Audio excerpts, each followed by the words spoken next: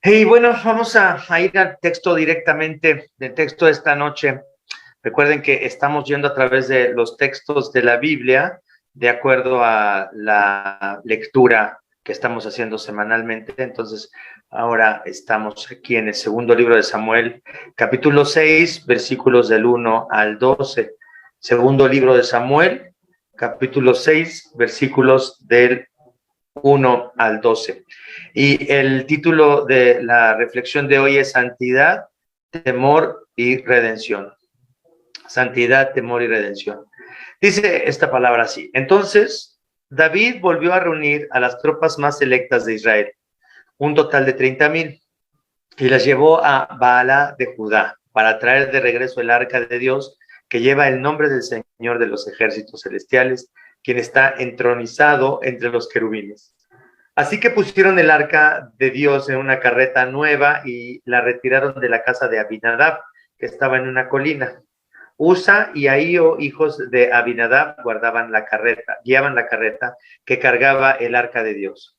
Ahío caminaba delante del arca. David y todo el pueblo de Israel celebraban ante el Señor entonando canciones y tocando todo tipo de instrumentos musicales, liras, arpas, panderetas, castañuelas y címbalos. Cuando llegaron al campo de trillar de Nacón, los bueyes tropezaron y Usa extendió la mano para sujetar el arca de Dios. Entonces se encendió el enojo del Señor contra Usa y Dios lo hirió de muerte debido a lo que hizo. Así fue como Usa murió allí mismo junto al arca de Dios. Entonces David se enojó porque la ira del Señor se había desatado contra Usa y llamó a ese lugar Fares Usa, que significa desatarse contra Usa, nombre que conserva hasta el día de hoy. Ahora David tenía miedo del Señor y preguntó, ¿cómo podré regresar el arca del Señor para que esté bajo mi cuidado? Por lo tanto, David decidió no trasladar el arca del Señor a la ciudad de David, sino que la llevó a la casa de Obed-Edom en Gat.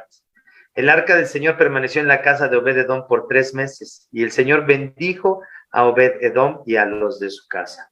Entonces le dijeron al rey David, el Señor ha bendecido a los de la casa de Obed-Edom y a todo lo que tiene a causa del arca de Dios. Luego David fue y llevó el arca de Dios de la casa de Obed-Edom a la ciudad de David con gran celebración. ¿Qué es lo que está pasando en este texto? Recuerden ustedes que el arca había sido capturada por los filisteos en las guerras que tenían los israelitas contra los filisteos, y entonces en un proceso largo, finalmente el arca está por regresar a Jerusalén. Ya David es rey sobre Israel y entonces es la hora de llevar el arca del Señor, esta arca que había sido construida, que tenía que cargarse con 2 varas especiales que se pasaban a través de unos aros que tenía esta arca para transportarla. Entonces era algo muy santo, el arca del Señor era algo muy santo, era algo que se llevaba, por ejemplo, a las guerras en los tiempos de los jueces y de la conquista de la tierra prometida. El arca del Señor era llevada a los campos de batalla como una forma de tener esta presencia de Dios en medio del pueblo. Entonces, este objeto tan santo, en donde estaban las tablas de la ley de Moisés adentro y que tenía 2 querubines labrados en la tapa. Entonces, este objeto tan sagrado, este objeto que representaba la santidad de Dios, iba a regresar finalmente a Israel. Y entonces se nos dice que quienes iban llevando el arca, se nos dice que la pusieron en una carreta nueva, se nos dice quiénes iban guiando la carreta, y se nos dice algo muy importante en el versículo 5.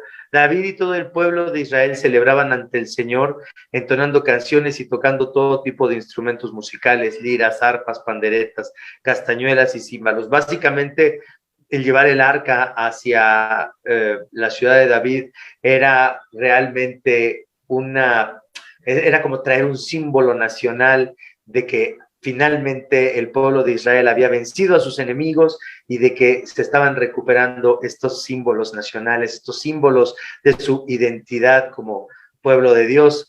Pero dice que cuando llegaron al campo de trillar de Nacón, los bueyes tropezaron y Usa extendió la mano para sujetar el arca de Dios. Entonces se encendió el enojo del Señor contra Usa y Dios lo hirió de muerte debido a lo que hizo. Así fue como Usa murió allí mismo junto al arca de Dios. Cuando leemos obviamente un pasaje así, podemos pensar que Dios estaba de malas ese día y se enojó porque Usa tocó el arca cuando se iba a caer, y podemos pensar de una forma muy negativa de cómo el Señor actuó. Pero tenemos que recordar que estos objetos eran objetos sagrados, consagrados al Señor, y que se deberían de tratar con muchísimo cuidado. Recuerden que los israelitas tenían que purificarse para ir al templo, y recuerden que el arca del Señor, esta arca de la que estamos hablando, normalmente su lugar era el lugar santísimo en el santuario del Señor. Ese era el lugar que tenía el arca. Aquí todavía no se había construido el templo, entonces todavía estaba en el tabernáculo, ahí en el lugar santísimo estaba el arca. Y recuerden que nadie inmundo podía entrar al lugar santísimo, sino solamente el sacerdote, después de hacer expiación por sus pecados y hacer todos los rituales para estar ritualmente puro. Entonces, lo que entendemos no es que Dios estaba de malas ese día y se enojó porque Usa tocó el arca, sino era algo que tenía que pasarle a Usa, porque Usa no estaba santificado, Usa no estaba purificado, y además el arca del Señor era algo santísimo. ¿Por qué? Porque representaba la presencia de Dios en medio de su pueblo. Entonces, fíjense, ¿cuál es la reacción de David? David se enojó porque la ira del Señor se había desatado contra Usa, y llamó a ese lugar Fares Usa, que significa desatarse contra Usa. Algo le pasó a Usa, nombre que conserva hasta el día de hoy. Entonces, primero se enojó David por lo que Dios le había hecho a Usa. Usa no había hecho nada malo aparentemente, y sin embargo ahí murió. Entonces David está molesto, está enojado por lo que Dios hizo, pero fíjense, se da cuenta de algo. Se da cuenta de que tiene que tener temor de Dios, y eso es lo que Dios quería. Es decir, el hecho de que Usa muriera de esta manera es un ejemplo para todo el pueblo de que no se puede tratar a Dios de una forma descuidada, de que el pueblo no se puede acercar al Dios Santo de una forma descuidada o en sus propios términos. Cuando David lo comprende, fíjense lo que dice en el versículo 9. Primero estaba enojado, y luego en el 9 dice: ahora David tenía miedo del Señor y preguntó: ¿cómo podré regresar el arca del Señor para que esté bajo mi cuidado? Básicamente lo que está diciendo David es: pues, yo soy un pecador. Si esto le pasó a Usa, le puede pasar esto a mi familia o a mí. Esta arca es algo peligroso. Es lo que tenemos que recordar, que la santidad de Dios hace que Dios sea peligroso para personas como nosotros, caídas, personas para nosotros que estamos en rebelión en su contra, personas como nosotros que somos impuros por naturaleza. Entonces, David, al darse cuenta de lo que podía pasarle, después de que se enojó por lo que le pasó a Usa, su reacción fue de temor, y entonces David decidió no trasladar el arca del Señor a la ciudad de David, sino que la llevó a la casa de Obed-Edom en Gat. El arca del Señor permaneció en la casa de Obed-Edom por 3 meses, y el Señor bendijo a Obed-Edom y a los de su casa. Fíjense qué interesante. El arca había matado a una persona, pero ahora era de bendición para la casa de Obed-Edom. Y entonces cuando le dijeron al rey David: el Señor ha bendecido a los de la casa de Obed-Edom y a todo lo que tiene a causa del arca de Dios, luego David fue y llevó el arca de Dios de la casa de Obed-Edom a la ciudad de David con gran celebración. Finalmente, David puso su confianza en la bondad del Señor, vio que el Señor estaba bendiciendo a Obed-Edom y se dio cuenta que la presencia de Dios era una presencia de bendición, si se trataban las cosas de Dios de la forma en la que se deberían de tratar. Primero, David tiene enojo por cómo Dios reacciona, por cómo Dios trae esta muerte que parece injusta para Usa, pero no es injusta. es que no se puede tratar a Dios de una manera descuidada. Pero la segunda reacción es, ahora tengo miedo de Dios, no sé que Dios me vaya a destruir. Pero después David ve la bondad de Dios para la familia de Obed-edom, y entonces se da cuenta de que el arca del Señor realmente, cuando se le trata como se debe tratar, es de mucha bendición. ¿Qué pasa? Fíjense, cuando pensamos en esto, qué confusión, ¿no? De qué es, cómo podremos estar limpios delante del Señor, cómo podemos estar seguros de que la santidad de Dios no nos destruirá, cómo podemos atrevernos, siendo lo que somos, a entrar en la presencia del Santísimo. Todos estos conflictos que experimentó David, para nosotros están resueltos en Cristo Jesús. Porque por medio de Cristo Jesús sabemos que somos limpiados de nuestro pecado y que tenemos libre acceso al Padre, que tenemos acceso a un Padre que nos ama, que nos ha escogido, y que por medio de Jesucristo no tenemos que tener temor de Él. Nadie puede entrar, nadie inmundo puede entrar en la presencia del Señor. Ninguno de nosotros por nuestros propios méritos merecemos estar en la presencia de Dios, pero a causa de Jesucristo, Él nos permite este acceso al Padre. No tenemos que tener temor del Señor, no tenemos que pensar cómo me va a ir si me acerco a Dios. No, si estás en Cristo, entonces Dios va a bendecir tu vida con su presencia, como el arca del Señor bendijo la vida de Obed-edom. Fíjense lo que dice Romanos capítulo 8, con esto quiero terminar, pensando en cómo Cristo ha resuelto el problema de nuestro pecado y la santidad de Dios.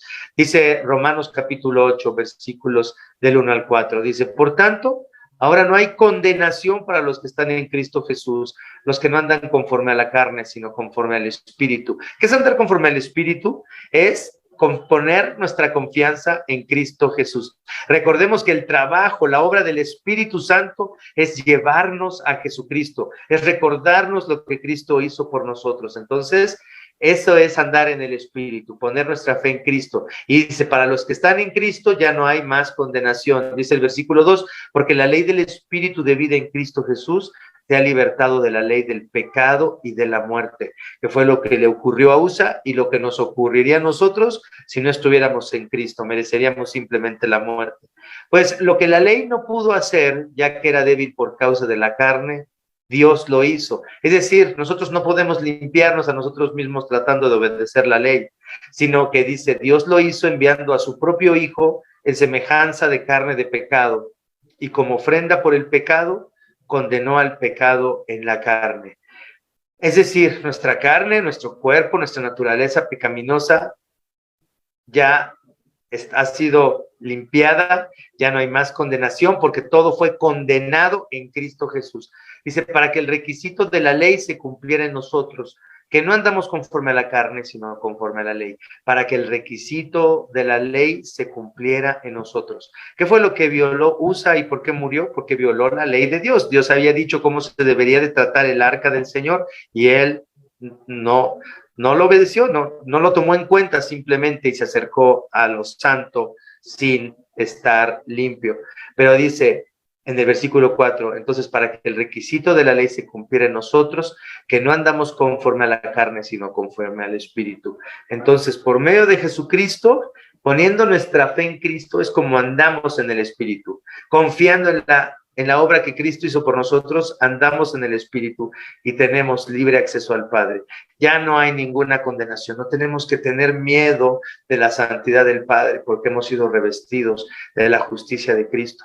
Qué precioso que nosotros no tenemos que tener estos conflictos que tenía David en su mente, el enojo, el miedo, y luego, ya se da cuenta de que Dios es bueno. Nosotros sabemos que Dios tiene una buena voluntad para con nosotros porque estamos en Cristo Jesús y andamos en el Espíritu al mantenernos en Cristo Jesús.